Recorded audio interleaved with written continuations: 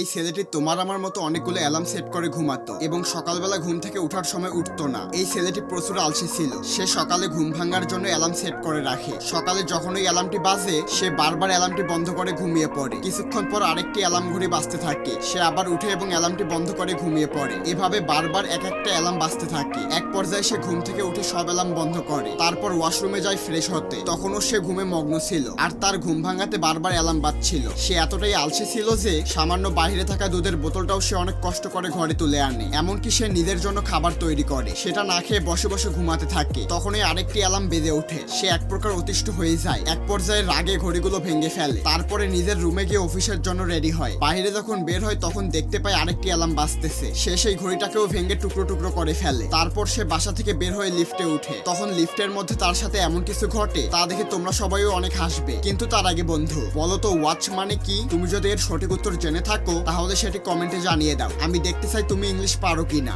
সেই ছেলেটি যখন বাসা থেকে বের হয়ে লিফটে উঠে তখন সে আবার আরেকটি অ্যালার্ম ঘড়ির ঘন্টার আওয়াজ শুনতে পায় এবং আয়নার দিকে তাকিয়ে দেখে সেই অ্যালার্মটা তার মাথার ভিতর থেকে বাজতেছে। আসলে সে অ্যালার্ম শুনতে শুনতে পাগল হয়ে গিয়েছে।